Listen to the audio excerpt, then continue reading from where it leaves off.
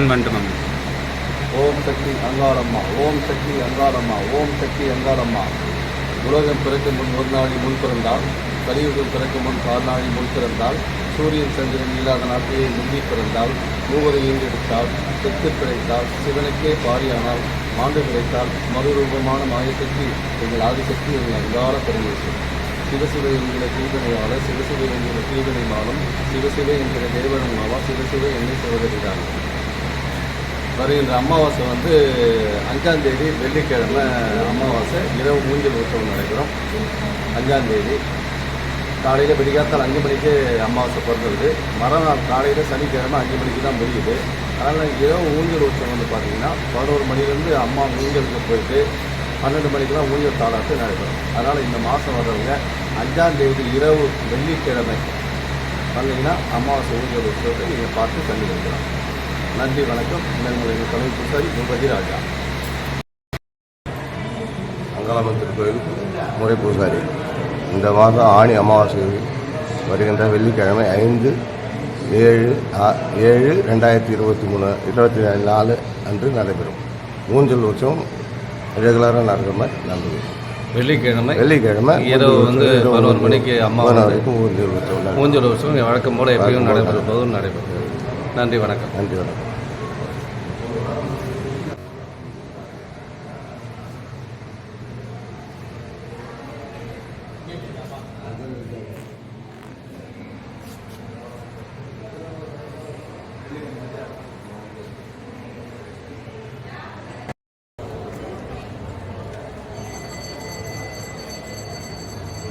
சொல்லுங்கள், உங்கள் பேர் சொல்லுங்கள். நசாகட சந்தர்சாகர். இந்த கோயில் பூசாரி வந்துட்டுருக்கீங்க. இந்த கோயில் பூசாரி. உங்கள் பேர் சொல்லுங்கள். என்னுடைய பேர் ஜெயசீலன். பம்ப வாத்தியாரா? ஆமாம். உங்கள் பேர் சொல்லுங்கள். பாலன் பூசாரி. பூசாரி. வருகின்ற அமாவாசை ஆணி மாதம் அமாவாசை. அது என்னைக்கு வருது? வெள்ளிக்கிழமை வருது. 5ஆம் தேதி வெள்ளிக்கிழமை இரவு ஊஞ்சல் உற்சவம் நடைபெறும். 5ஆம் தேதி அமாவாசை வருது. ஊஞ்சல் உற்சவம் நடைபெறும்.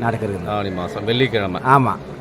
நீங்கள் சொல்லுங்கள். 5ஆம் தேதி வெள்ளிக்கிழமை ஆடி வருகின்ற பக்தர்கள் அனைவரும் இதில் கலந்துக்கிறீங்கன்னு எதிர்பார்க்குறீங்க. நிறைய பேர் வருவீங்க. ஏன்னா நிறைய தேதி கன்ஃபியூஷனாக இருக்குது. இந்த தேதி கன்ஃபியூஷன் எல்லாம் வெடிகாத்தால் 5 மணிக்கே பிறந்துடுது. 5ஆம் தேதி வெள்ளிக்கிழமை இரவு அது காலையிலே பிறந்துடுறதால நீங்கள் எதுவும் அமாவாசை நைட்டு ஊஞ்சல் உற்சவம் நடைபெறும். மறுநாள் சனிக்கிழமை 5 மணியோட அமாவாசை முடிஞ்சிடுது. அதனால் இரவு ஊஞ்சல் வெள்ளிக்கிழமை இரவு ஊஞ்சல் உற்சவம் நடைபெறும். அனைத்து பக்தர்களும் கலந்து கொள்ளுங்கன்னு சொல்லிட்டு வேண்டிங்க. சொல்லுங்கள். அனைத்து பக்தர்களும் அதில் அம்மனுடைய அருளை பெறுமாறு கேட்டுக்கொள்கிறோம். நன்றி, வணக்கம். நன்றி, வணக்கம்.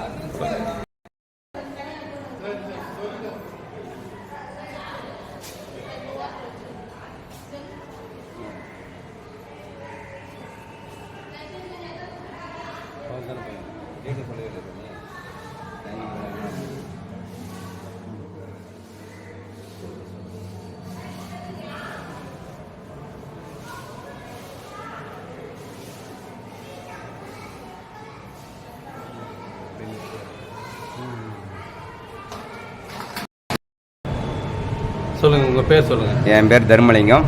மேல்மலையனூரில் பூசாலியாக இருக்கிறேன். வரும் ஆவணி மாதம் 5ஆம் தேதி வெள்ளிக்கிழமை இரவு 10 மணிக்கு ஊஞ்சல் உற்சவம் நடைபெறுகிறது. அங்கங்கே பக்தர்களும் பக்த கோடிகளும் தவறாத இரவு 10 மணிக்கு ஊஞ்சல் உற்சவத்தை பக்தர்களை கண்டு கணிச்சு காத்து கட்சிக்கு அம்மனோட ஆசீர்வாதம் பெறுக. வருகின்ற வெள்ளிக்கிழமை வாங்கன்னு வருது. எல்லாரும் நிறைய பேர் ஊஞ்சல் உற்சவத்தை சிறப்பாக கண்டு காணிங்க. ஏன்னா இந்த அமாவாசை எடுத்தது பார்த்தீங்கன்னா ஆடி அமாவாசை. அது இப்போ இன்னும் ப்ராப்ளமாகும். ஆடி மாதம் ஃபுல்லாகவே கூட்டம் வரும். அதனால் வருகின்ற மாதத்துக்கு அமாவாசை ஊஞ்சல் உற்சவம் நிறைய பேர் வருவாங்கன்னு எதிர்பார்த்துட்டு இருக்கீங்க, அப்படி தானே? ஆமாம். அங்கே இருக்கிற பக்தர்களும் தவறாத வெள்ளிக்கிழமை இரவு 5ஆம் தேதி அன்றைக்கி இரவு 10 மணிக்கு ஊஞ்சல் உற்சவம் சிறப்பாக கண்டு காணிங்க. பக்தர் எல்லாரும் சிறப்பாக காணுங்க. நன்றி, வணக்கம். நன்றி, வணக்கம். அமாவாசை ஊஞ்சல் உற்சவம் வருகின்ற 5ஆம் தேதி வெள்ளிக்கிழமை இரவு ஊஞ்சல் உற்சவம் நடைபெறும். அதான் நீங்கள் பார்த்துட்ருக்கீங்க. இவங்க எல்லாமே எங்களுடைய தர்மகத்த அறங்காவலர் குழு தலைவர்கள், அறங்காவலர்கள் எல்லாமே சேர்ந்துருக்கிறாங்க. அவங்களுக்கு மாலை மரியாதைகள் எல்லாமே போட்டு மரியாதை செலுத்துவோம். அதான் நீங்கள் பார்த்துட்ருக்கீங்க. ஏன்னா இந்த மீனவ சமுதாயம் இவ்வளோ பேர் இருக்கிறோன்னு சொல்கிறோமே, அதுதான் எல்லாருமே கலந்து தான் ஒரு திருவிழா நடத்துறதா இருந்தாலும் சரி, எல்லாத்துக்குமே சரி, எல்லாமே ஒன்றா கலந்து தான் செய்வோம். ஏன்னா ஒரு சில கோயில்கள் நிர்வாகமே நடத்தக்கூடிய சூழ்நிலை இல்லாமல் இருக்குது, பிரச்சனைகள் எல்லாம் பண்ணிகிட்டு இருப்பாங்க. இங்கே எல்லாருமே சேர்த்து ஒரு 1000 பேர் இருக்கோம். 1000 பேரில் வந்து 7 வம்சாவழி பூசாரிகள் இருக்கிறோம். மேற்கொண்டு அறங்காவலர் குழு தலைவர் இருக்கிறார், மேற்கொண்டு அறங்காவலர்கள்லாம் இருக்கிறாங்க. இவங்கெல்லாம் சேர்ந்து தான் அந்த கோயிலையே வந்து நிர்வாகம் பண்ணுறோம். அதான் எங்களுக்குள்ளே எந்த வித வேற்றுமையும் கிடையாது. எங்களுக்குள்ளே எல்லாமே ஒத்துமையாக இருந்து தான் நாங்கள் செயல்படுத்துகிறோம். அதுதான் நீங்கள் பார்த்துட்ருக்கீங்க. அம்மாவுக்காக நீங்கள் பார்த்துட்ருக்கீங்க. மேல்மலையனூர் அங்காளம்மன் வந்து இப்போ ஊர்வலமாக நகர்வலமாக வந்துட்டுருக்காங்க. இது என்ன சிறப்பு, இடையில் வந்து இந்த விசேஷம் எதனால் நடக்குது அப்படின்னு கேட்பீங்க. அதுக்காக தான் இப்போ ஒரு குறிப்புகள் கொடுக்குறேன். இது 7 வம்சாவழி பூசாரிகள், மீனவ சமுதாயங்கள் தெரியும். இந்த கோயிலை வந்து எடுத்து நடத்துறது எல்லாமே உங்களுக்கு தெரிஞ்ச விஷயங்கள் தான், தெரியாத விஷயங்கள் எதுவுமே இல்லை. அப்படி பார்த்திங்கன்னா ஒவ்வொரு பேட்சும் ஒவ்வொரு வருஷமும் பார்ப்பாங்க. இந்த வருஷம் முடிஞ்சு இன்னொரு வருஷம் மாறும். அப்படி மாறும்போது பார்த்தீங்கன்னா இப்போ வருகின்ற ஞாயிற்றுக்கிழமை வந்து அமாவாசை, அவங்களுடைய அமாவாசைக்கு முன்னாடி வந்து சாவி ஒப்படைச்சிட்டு அடுத்த அறங்காவலர் வந்து பார்ப்பாங்க. அதுக்காக தான் நீங்கள் பார்த்துட்ருக்கீங்க. அப்படி அவர் ரிலீஃப் ஆகிறவர் வந்து என்ன பண்ணுறாருன்னா, நாங்கள் வந்து இந்த கோயிலை விட்டு நான் இப்போ போகிறோம், நல்லபடியாக அம்மாவை வந்து எங்களுக்கு அத்தனை செல்வங்களும் கொடுத்தாங்க, அதனால் அவங்களுக்கு ஒரு திருவிழா நடத்தணுன்றதுக்காக தான் அவருடைய சொந்த செலவிலே வந்து திருவிழா நடத்துகிறார். இந்த ஊர்வலமாக வந்துட்டுருக்கு கேரளா மூலம். அப்புறம் பார்த்திங்கன்னா கோயில் பூசாரி, கோயில் மேலதாளங்கள், வாத்தியங்கள் மேற்கொண்டு எல்லா மேலவாதியக்காரங்களும் வந்து போகும். அப்படியே பார்த்தீங்கன்னா நெடுக்க வந்து கோயிலை சுற்றி ஊரை சுற்றி வந்துட்டுருப்பாங்க. பட்டாசு வான வேடிக்கையோடு கொண்டாடுறோம். இதுக்கு காரணம் என்னென்னா, அம்மா எங்கள் கூட வந்து ஆதி காலத்தில் சொன்ன வாக்குறுதியை இன்னி வரைக்கும் காப்பாற்றிட்டு வராங்க. நாங்கள் அம்மாவுக்காக கொடுத்த வாக்குறுதிகள் காப்பாற்றிட்டுக்கிட்டு இருக்கோம். என்ன கேட்டிங்கன்னா, அம்மா வந்து என்னை எப்போ நீங்கள் வழி நடத்துகிறீங்களோ உங்களுக்காக நிச்சயமாக அத்தனை குடும்பங்களும் நீங்கள் வாழ வைப்பேன், என்னை வழி நடத்துங்கன்னு சொன்னாங்க. அதிலேருந்து பார்த்திங்கன்னா நாங்கள் தான் அந்த ஆதி காலத்துலேருந்து எங்கள் அப்பா, தாத்தா, பாட்டன் எல்லாருமே இந்த வம்சாவழிகள் எல்லாமே செஞ்சுட்டு வந்தோம். அன்றைக்கி பார்த்திங்கன்னா ஒரு 40-50 வருஷத்துக்கு பார்த்திங்கன்னா இந்த பெரிய தெருவே வந்து பார்த்திங்கன்னா கூட இதான், அதாவது கூடார மாதிரி தான் இருக்கும். எந்த வீடும் வந்து மாடி வீடுகள்லாம் இல்லாமல் தான் இருந்தது. இன்றைக்கி எல்லா வீடுகளும் பார்த்திங்கன்னா மாடி வீடாக இருக்கும். இங்கே 1000 குடும்பங்கள் வாழ்ந்துட்டுருக்கோம். மீனவ சமுதாய குடும்பமே இன்றைக்கி வந்து அம்மா எங்களை வந்து வாழ வச்சிட்ருக்காங்க. நாங்கள் அத்தனை பேரும் ஒத்துமையாக இருந்து செயல்படுத்திட்டுருக்கோம். அதான் நீங்கள் பார்த்துட்ருக்கீங்க. அம்மாவுக்காக ஒரு திருவிழா வந்து தனி நபர்கள் கேட்டால் எங்களுடைய செலவிலே நாங்கள் செலவு பண்ணி இன்றைக்கி திருவிழா நடத்துகிறோம். அதான் நீங்கள் பார்த்துட்ருக்கீங்க. இந்த மாதிரி வந்து பார்த்திங்கன்னா பல பக்தர்கள் இந்த வந்து போகிறவங்க அத்தனை பேருக்குமே பேய், பிசாசு, பில்லி, சூன்யம், ஏவல், செய்வனை கோளாறு என்ன பிரச்சனை இருக்குதோ அத்தனைக்குமே பிரச்சனைக்கு அம்மா வந்து விடுதலை பண்ணுறாங்க. அப்படி விடுதலை பண்ணும்போது அம்மாவுக்காக நம்ம வந்து சந்தோஷப்படுத்துறதுக்காக திருவிழா நடத்தலாம், அன்னதானங்கள் போடலாம், என்ன வேணாலும் செய்யலாம். ஏன்னா நமக்கு எவ்வளோ வாழ்க்கையில் கஷ்டப்பட்டுருப்போம். 5 வருஷமாக 10 வருஷமாக கஷ்டப்பட்டுக்கிட்டு இருக்குங்க. இதுலேருந்து விடுதலை கிடைக்காதான் நினச்சிருந்தேங்க. விடுதலை இங்கே வந்து போனதுக்கப்புறம் எனக்கு விடுதலை ஆச்சுங்க. விடுதலை ஆச்சுன்னா அப்போ நம்ம அவங்களுக்கு வந்து செய்ய வேண்டியது என்ன, அன்னதானம். அந்த அன்னதானத்தை வந்து நம்ம வந்து முக்கியமாக போட சொல்லி இங்கே வந்து நாங்கள் கொடுத்துட்டு இருக்கோம். இப்போ 3 வேளையும் சாப்பாடு கோயிலே அன்னதானங்கள் போட்டுட்டு வந்துட்டுருக்கோம். காலையில் சாப்பாடு, மதிய சாப்பாடு, இரவு நேரம் சாப்பாடு, 3 வேளையும் சாப்பாடு. ஏன்னா இந்த கர்மாவை கழிக்கிறதுக்கு தான் இந்த சாப்பாடு. அதுவும் முக்கியமாக பார்த்தீங்கன்னா அமாவாசை விரத வழிபாடுனா என்ன, அது நம்ம தெரிஞ்சுக்கணும். நிறைய பேர் பார்க்குறீங்க அமாவாசை விரதத்தை எப்படி ஐயா கடைபிடிக்கணும் அப்படின்னு தெரியாமல் முடிச்சிருக்கீங்க. அதுக்கு உண்டான பதிவுகள் தான் இப்போ நான் கொடுக்க போகிறேன்.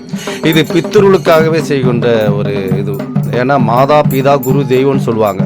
அதனால் ஒவ்வொன்றும் பார்த்திங்கன்னா அப்பா, அம்மா தான் அதுக்கப்புறம் தான் வந்து குரு, அதுக்கப்புறம் தான் தெய்வம், மற்றவங்க எல்லாருமே அந்த மாதிரி முன்வரிசை வைக்கிறாங்க. ஏன்னா ஆதி காலத்தில் அந்த மாதிரி வந்து பித்தர்களுக்காக நம்ம வந்து தர்ப்பணங்கள் கொடுக்கறது, அவங்களுக்கு வருஷத்துக்கு ஒரு திதி கொடுக்குறது. இப்போ கலியுகம் வந்து மாறிக்கிட்டு இருக்குது. அதுக்கு தகுந்த மாதிரி நம்ம பூஜைகள் அவங்களுக்காக நம்ம செய்யணும்.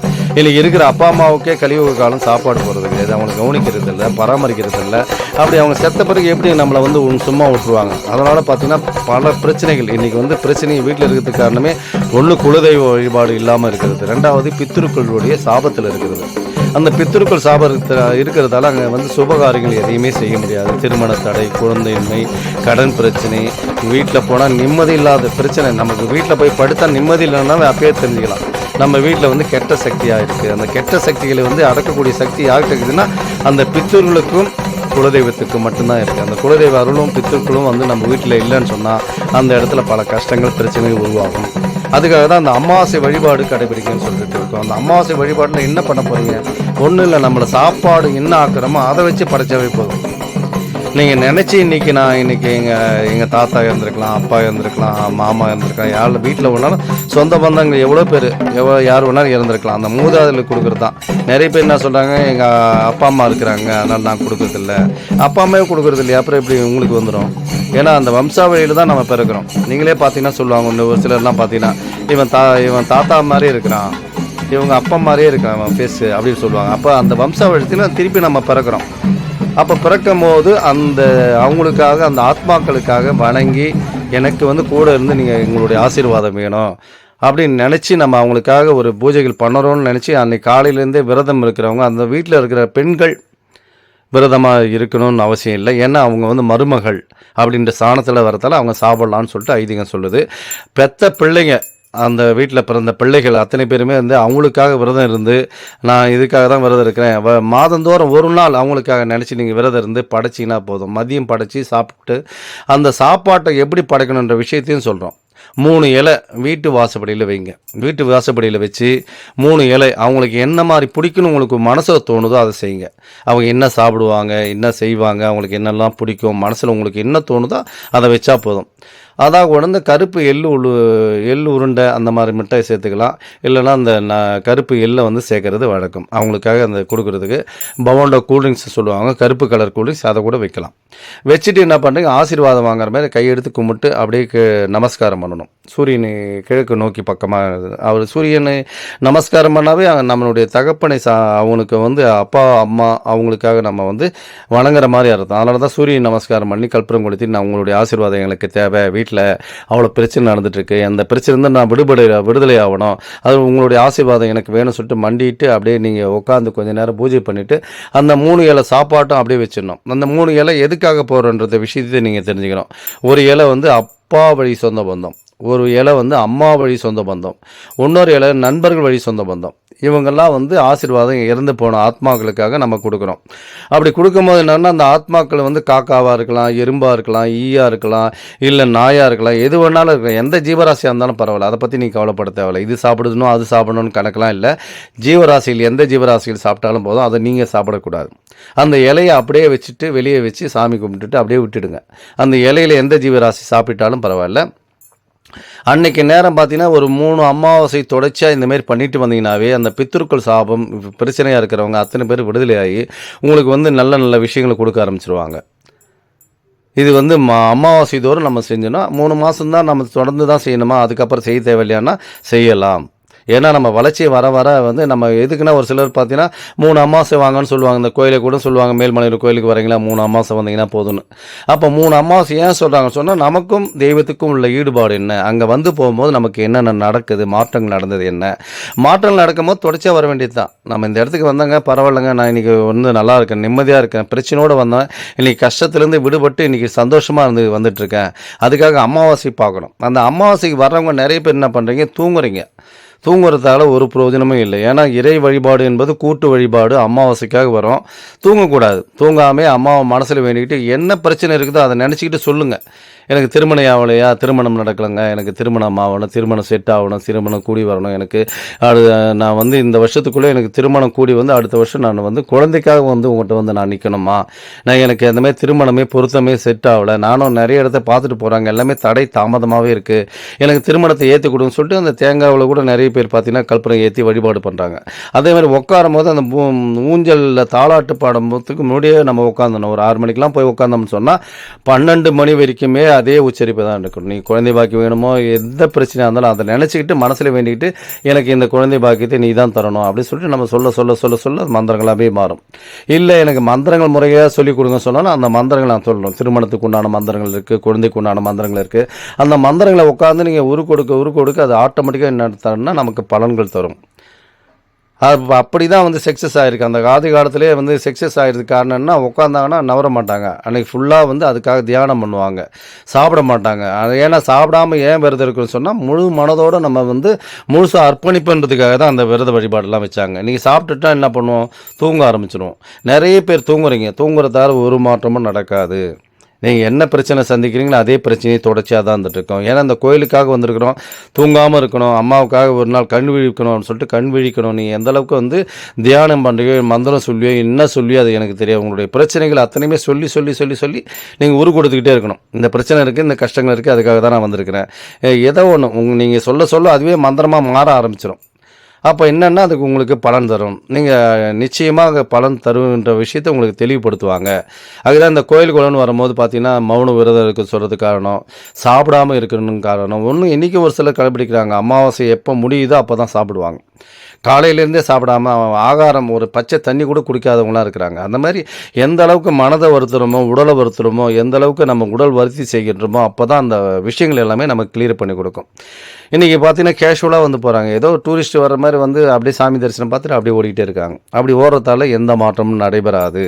அது யார் செய்யணும்னு பார்த்தீங்கன்னா, நான் நல்லா வளர்ந்துட்டுருக்கேன், அம்மா கிட்ட ஒவ்வொரு தடவையும் நான் வரும்போதெல்லாம் நிறைய விஷயங்கள் நடந்திருக்கு, அதனால தான்மா நான் வந்துட்டுருக்கேன், உன் முகத்தை பார்த்தா போதும்னு சொல்லிட்டு பார்த்துட்டு போகிறாங்க பாரு, அவங்களுக்கு மட்டும்தான் அது சாத்தியமாகும். எனக்கு பிரச்சனை இருக்குது, எனக்கு கஷ்டங்கள் இருக்குது, எனக்கு எவ்வளோ தொந்தரவுக்கு மத்தியில் தான் நான் வந்துட்டுருக்கேன்னு சொன்னால் அப்படியே உட்காந்த இடத்துல அன்றைக்கி ஃபுல்லாக நீங்கள் என்னால் சாப்பாடெலாம் சாப்பிடாமலாம் இருக்க முடியாதுன்னு சொன்னால் ஒரு ஜூஸு, ஒரு கூல்ட்ரிங்க்ஸு, ஒரு பிஸ்கெட்டு ஏதோ ஒன்று வச்சுட்டு கூட ஒரு அரைக்குறையாக சாப்பாடு, ஏன்னா முழுசாக சாப்பிடக்கூடாது. இது நான் அரைக்குறையாக தான் சாப்பிட்டுக்கிறேன், எனக்கு வந்து முழு சக்தி எனக்கு கொடு. ஏன்னா இந்த சக்திகளில் 51 சக்தி பீடத்தில் முதன்மையான சக்தி பீடம் மேல்மலையனூர் அம்மா வந்து இன்றைக்கி நிறைய பேர் பல கோடி மக்கள் பார்த்துட்ருக்காங்க, பார்த்து கோயிலை தேடி வந்துட்டுருக்காங்க.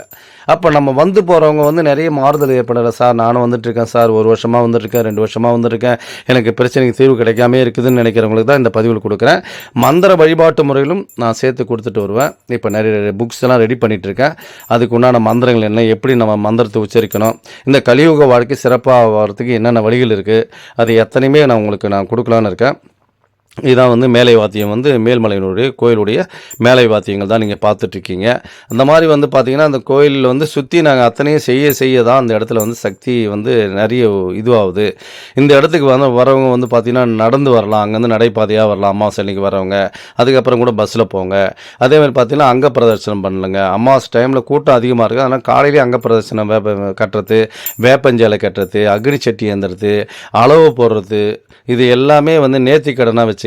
மொட்டை அடிக்கிறதுலேருந்து எல்லாம் என்ன நினைக்கிறீங்களோ அம்மாவுக்காக நேர்த்திக்கடன், அது எல்லாமே நீங்கள் வந்து இந்த இடத்துல பண்ணலாம். அதனால் வந்து பார்த்திங்கன்னா அமாவாசை அன்னைக்கு வர்றவங்க இங்கேயும் வந்து ஒரு 10 பேருக்கு உங்களால் முடிஞ்சது உதவிகள், என்னால் சாப்பாடு கூட போட முடியாதுங்க, ஏன்னா நான் வர்றதுக்கே போகிறதுக்கே பஸ் பேருக்கே தடமாட்டி தான் வந்துட்டுருக்கேன் அப்படின்னு சொன்னால் நீங்கள் வேறு ஒன்றும் சிம்பிளாக செய்யணுன்னா வேறு ஒன்றும் இல்லை, ஒரு பச்சரிசி வெல்லம் கலந்த மாதிரி வச்சுங்க. அது ஊற வச்சுருவாங்க, ஊற வச்சு அதை காய வைப்பாங்க, காய வச்சு அந்த அரிசி புடியை எடுத்துகிட்டு வந்து வேப்ப மரத்துலேயோ இல்லை அரச மரத்துலேயோ இதெல்லாம் வந்து போடுங்க. வேப்ப மரம் என்பது அம்மனுடைய அவதாரங்களில் ஒன்று வேப்ப மரம். அரச மரம் என்பது வந்துன்னா விநாயகர் உட்காந்துங்கிறார் மட்டும் இல்லை, அரச மரத்தில் வந்து சிவன் பிரம்மா விஷ்ணு 3 பேருமே சேர்ந்துருக்கிறாங்க. அதனால தான் பார்த்திங்கன்னா இந்த இடத்துல வந்து ஜீவராசிகளுக்கு, எறும்புகளுக்கு, ஈக்களுக்கு நம்ம சுற்றி நம்ம போட்டுட்டு வந்தாவே போதும். என்னால் என்கிட்ட கொடுத்தது அம்மா அவ்வளோதான் எனக்கு கொடுத்துருக்காங்க, நான் பெரிய அளவுக்கு 10 பேருக்கு சாப்பாடு அன்னதானங்கள் வாங்கி கொடுக்குற அளவுக்கு எனக்கு வசதி இல்லை, ஏன்னா 10 பேருக்கு வாங்கி கொடுத்தாலும் ஒரு 1000 ரூபாய் செலவாகும், ஒரு 500 ரூபா செலவாகும். அந்த 500 ரூபாவே எனக்கு கிடைக்கிறதே பெரிய பாக்கியமாக இருக்குது. நான் இந்த கோயிலுக்கு வர்றதுக்காகவே அந்த காசையே நான் தடமாடி எங்கெங்கேயோ வாங்கிட்டு வர வேண்டிய சூழ்நிலை இருந்துகிட்ருக்கு. என்னால் கொடுக்க முடியாத சூழ்நிலை இருக்கிறேன் அப்படின்னு சொன்னால் அந்த அரிசியே நீங்கள் தானங்களாக கொடுக்கலாம். அதுக்கு தான் நம்ம கீழே இருக்கிற அத்தனை ஜீவராசிகளும் அது எல்லாமே நம்மளை கடவுளாக தான் நினைக்கும். நீங்கள் யாருக்கு போட்டாலும் சரி, ஒரு இடத்துல வந்து கும்பலாக நீங்கள் அரிசி போகிறீங்கன்னா அந்த ஜீவராசி தேடுகின்ற போது அதுக்கு என்ன தெரியும்னா, இவ்வளோ பெரிய அரிசி நம்ம கொடுத்து ஆண்டவர் கடவுள் கொடுத்துருக்கான், அது என்ன பண்ணும், எடுத்துகிட்டு போய் சேர்த்து வச்சு 6 மாதம் வரைக்குமே சாப்பிடுமா. அது உள்ளே எடுத்துகிட்டு போய் வச்சா அப்போ அதனுடைய தீனி என்னன்னா, அதுக்கு தேவையான தீனி கொடுக்கும் போது கடவுளே நமக்கு நேரடியாக கொடுத்தாங்கன்னு நினைக்கும். அந்த மாதிரி தான் நம்மள அது கடவுளாக நினைக்கும். கடவுள் ஏன் நம்ம மனிதனை படைச்சான்னு சொன்னால், நமக்கு கீழே இருக்கிற ஜீவராசிகளை நீயும் கடவுளாக நினைப்ப, அதையும் மதிப்ப, அது வந்து சாப்பாடு கேட்டால் கொடுப்ப அப்படிங்கிறதுக்காக தான். இன்றைக்கி வந்து பார்த்திங்கன்னா கையேந்தி வரவங்களுக்கே நம்ம கொடுக்க முடியாத சூழ்நிலை இருந்துகிட்ருக்கோம். இது எல்லாமே நீங்கள் மாற்றிங்க. எப்பப்போ வந்து நீங்கள் ஜீவராசிகளுக்கு எப்போ கொடுக்கணுன்னு ஆரம்பிக்கிறீங்களோ அப்போவே கடவுள் நமக்கு படி அளக்கிறதுக்கு அவர் ரெடி ஆகிடுவார். ஏன்னா நீ கொடுத்தா நிச்சயமாக இன்றைக்கி நிறைய பேர் அன்னதானங்கள், நானே நிறைய பேர் நம்ம அன்னதானங்கள் போட்டிருக்கேன், அவங்க அவ்வளோ சந்தோஷப்படுவாங்க. ஐயா ரொம்ப சந்தோஷமாக இருக்குது ஐயா, அவ்வளோ சாப்பாடு கொடுத்து நிறைய பேர் வந்தாங்க, இன்னும் நிறைய போகணுன்னு ஆசைப்பட்றேன். அதனால தான் பார்த்தீங்கன்னா கிரிவலம் வர இடத்துல பார்த்தீங்கன்னா நிறைய அன்னதானங்கள் இன்றைக்கி ஹோட்டலே கிடையாது, அன்னதானங்கள் அங்கங்கே கூப்பிட்டு போட்டுட்ருக்காங்க. அது காரணம் என்னென்னா விருப்பங்கள், அந்த அளவுக்கு விருப்பமாக செய்கிறாங்க. அந்த மாதிரி நீங்கள் வந்து குறைந்தபட்சம் ஜீவராசிகளுக்கு, ஒரு மீனுங்களுக்கு ஒரு பொறி, ஒரு 10 ரூபா செலவு பண்ணி ஒரு பொறி வாங்கி போடுங்க. இதுமாதிரி போட தான் உங்களுக்கு வருகின்ற வருமானங்கள் தெரிய ஆரம்பிக்கும். எப்போ நீங்கள் ஜீவராசிகளுக்கு உங்களை சுற்றி இருக்கிறவங்களை எப்போ நீங்கள் அரவணைக்கலோ அப்போவே உங்களுக்கு கையில் பணம் வர்றது நீங்கள் கண்கூடாக பார்க்கலாம். பணத்தை எந்த அளவுக்கு நீங்கள் இறக்கிறீங்களோ அந்த பணத்தை வந்து திருப்பி உங்ககிட்ட தான் ரெக்கவர் ஆகும். என்றைக்கு நீங்கள் பணத்தை பிடிச்சி செலவு பண்ணுறீங்களோ அவங்கக்கிட்ட நிச்சயமாக பணம் தங்கவே தங்காது, இருக்கவும் இருக்காது. அதனால் பார்த்தீங்கன்னா தினசரி இறை வழிபாடோடு கலந்துக்குங்க. இறை வழிபாடோடுனா காலையில் வந்து ஆலயம் செல்வது, சாயந்தரத்தில் ஆலயம் செல்வது, இப்படி ஒரு குறிப்பிட்ட பழக்க வழக்கத்தை நம்ம வச்சுக்கணும். வச்சுக்கிட்டே இருந்தாவே நமக்கு வந்து இறை அருள் தானாகவே உள்ளே வந்துடும். இல்லை சார் எங்கள் பக்கத்தில் கோயிலெலாம் இல்லை சார், பரவாயில்ல, ஒரு அரச மரத்தை சுற்றுங்க, அரச மரத்தை சுற்றிட்டு உங்கள் வேலைக்கு போகலாம். அதனால தான் இந்த இறை வழிபாடு என்பது நமக்கு எல்லாமே தேவை. அப்படி இருந்தால் மட்டும்தான் நம்ம வாழ்க்கையில் ஜெயிக்க முடியும். அதுக்கு ஒரு உதாரணம் கூட சொல்கிறேன் நான். இது ஏன்னா வந்து நம்ம எல்லாம் இப்போ ஜனங்களுக்கு வந்து தெரிவிக்கிற இடத்துல நம்ம வந்துட்டுருக்கோம். இன்றைக்கி பார்த்தீங்கன்னா வந்து மோடி வந்து 3வது முறையாக பிரதமராக இருக்கிறார். அது எல்லாமே உங்களுக்கு தெரிஞ்ச விஷயங்கள் தான். அதுக்கு காரணம் என்ன? வந்து இறையருள். இன்றைக்கி பீச்சில் பார்த்தீங்கன்னா சூரியனை அப்படியே உட்காந்து நமஸ்காரம் பண்ணுவார். விவேகானந்தர் பாறை எல்லா இடத்துலையும் பார்ப்பாங்க. நிறைய பேர் சொல்லுவாங்க, என்ன இப்படிலாம் ஒரு பிரதமர் இருக்கிறாரு அப்படின்னு சொன்னாங்க. ஆனால் இருந்தாலும் அவர் 3வது முறையாக பிரதமராக இருக்கிறார். இதுக்கு ஒரு வெற்றிக்கு காரணம் என்னென்னா அந்த இறையருள் அவங்கள நிச்சயமாக காப்பாற்றி அந்த அரிய நிலையில் உட்கார வைக்கும். அதுவே இறையருள் இல்லாதவங்க கிட்டேயும் சொல்கிறேன், ஒரு எல்லாமே ஒரு உங்களுக்கு வந்து தெரிவிக்கணுன்ற இதுவால் தான் சொல்கிறேன் நான். எந்த கட்சி, எனக்கு கட்சி வேறுபாடுலாம் இல்லை. திமுக 40 இடமும் வெற்றியாக இருந்தாலும் அவங்க மேலே இடத்துல அந்த இடத்துல உட்கார முடியல. காரணம் என்னென்னா இறையருள் அங்கே இல்லை. இறையருள் இருக்கிறவங்க மட்டும் மேலே இடத்துல உட்கார்றாங்க. இறையருள் ஜெயிச்சும் அந்த ஸ்தானத்தை பிடிக்க முடியல. அது காரணம் என்னன்னா இறைவனோட பயணிக்கணும். எது கொடுத்தாலும் இறைவன் நிச்சயமாக நம்ம கொடுப்பான். அதனால தான் நான் சொல்கிறது, காலையில் போயிட்டு கோயிலை போய் சுற்றிட்டு அதுக்கப்புறம் வேலைக்கு போங்க. தினசரி டெய்லி வந்து இந்த வழக்கத்துக்கு வச்சுங்க. வழக்கத்துக்கு வைக்க நமக்கு இருக்கிற பிரச்சனைகள் கொஞ்சம் கொஞ்சமாக ரிலீஃப் ஆகும். நம்ம எதிர்த்து வருகின்ற பிரச்சனை அத்தனையுமே நமக்கு வந்து தவிடுபடி ஆகிடும். சார் எனக்கு பெரிய பிரச்சனை அது சார், இன்றைக்கி எந்த பிரச்சனையும் வராதுன்னா நம்மளை சுற்றி அத்தனையுமே தெய்வங்கள் நம்ம கூட சுற்றி வந்துட்டுருக்கோம். ஏன்னா இங்கே கெட்ட சக்தியும் நடமாட்டம் இருக்குது, தெய்வ சக்தியும் இருக்குது. இப்போ தெய்வத்தை சுற்றி தான் நம்ம போயிட்டுருக்கோம். அப்படி தெய்வத்தை சுத்த அது நமக்குள்ளே இருந்து அது கூட இருந்து நம்மளுக்கு வழி நடத்தும். எந்த பிரச்சனைனாலும் முன்கூட்டி அது நிற்கும். நிறைய நீங்கள் பார்க்கலாம். அதாவது தலைக்கு வந்து தலைப்பாகையோட போச்சுன்னு சொல்லுவாங்க. அந்த மாதிரி வந்து பார்த்திங்கன்னா பிரச்சனைகள் அப்படியே அசால்ட்டாக போயிடும். ஏன்னா தெய்வத்தோட கிட்ட நம்ம போக அப்போ தான் வந்து அதாவது சிவனடியார்கள் சொல்லுவாங்க. நிறைய பேர் பார்த்திங்கன்னா சொல்லுவாங்க, தெய்வம் என் கூட இருக்கும்போது என்னை வந்து எதை செய்யும், என்னை எதையுமே செய்ய முடியாது அப்படின்னு சொல்கிறாங்க. அதனால் பார்த்திங்கன்னா இறைவனை நம்ம வந்து, ஏன்னா அந்த காலங்கள் மாறி தான் வந்துட்டுருக்கோம். யுகங்கள் 4 யுகங்கள், 5 யுகம்னு சொன்னாங்க. மணி யுகம், சக்தி யுகம்னு, அதுக்கப்புறம் திரேதாயுகம், துவாபரயுகம், கலியுகம். இந்த கலியுகத்தில் மனிதர்கள் மாறி தான் வந்துட்டுருக்கோம். இப்போ வந்து பல பிரச்சனையை சந்திக்கிற இடத்துல தான் இருந்திருக்கோம்.